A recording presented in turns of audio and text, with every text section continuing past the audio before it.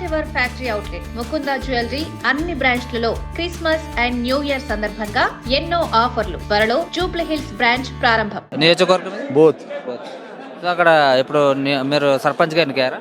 ఉప సర్పంచ్. ఇప్పుడు చూసుకుంటే అక్కడ కాంగ్రెస్ ప్రభుత్వం ఉంది కదా, సో అక్కడ చూసుకుంటే మీ బోత్లో చూసుకుంటే ఎట్లా ఉంది అసలు? అంటే జనాలు మీకు ఓట్లు వేస్తారని అనుకున్నారా? ఉన్నది జనాలలో మన బీఆర్ఎస్ ఉన్నది, కేసీఆర్ని సీఎం చేయాలని ఉన్నది జనాలలో.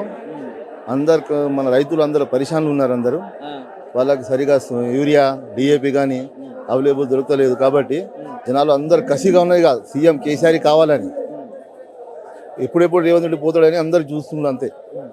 రానిన్న ఎన్నికలు ఏ ఎన్నిక అయినా ఉన్నని అందరూ టీఆర్ఎస్ అనుకుంటా బీఆర్ఎస్ అనుకుంటా ముందుకు వస్తున్నారు కాబట్టి జనాలు అంతా ఉన్నది. అది ఈ ప్రభుత్వం మీద బాగా కక్ష కట్టుకున్న ప్రజలు అందరు ఇక ఎప్పుడు కూడా సీఎం కేసీఆర్ చూడాలని ప్రజలు ఉన్నది. అంటే ఇప్పుడు అక్కడ కాంగ్రెస్ ప్రభుత్వం ఉన్నది కదా, అంటే ఎట్లా మీకు పథకాలు అందుతున్నాయా? కాంగ్రెస్ ప్రభుత్వం ఉన్నది కదా ఇప్పుడు ప్రస్తుతం తెలంగాణలో, పథకాలు ఎట్లా అందుతున్నాయి? ఆ పథకాలు ఓళ్ళకి వస్తలేవు. ఆ పథకాల గురించి వాళ్ళకి తెలియదు అసలు. ఇంకా వాళ్ళు చెప్పుకుంటా పోతున్నారు కానీ ఏ పథకం కూడా అమలు చేయట్లేదు. ఏ ఒక్క ఊరు కూడా ఈ ఒక్క పథకం రాలేదు. అన్ని కేసీఆర్ చేసిన పనులే ఉన్నాయి.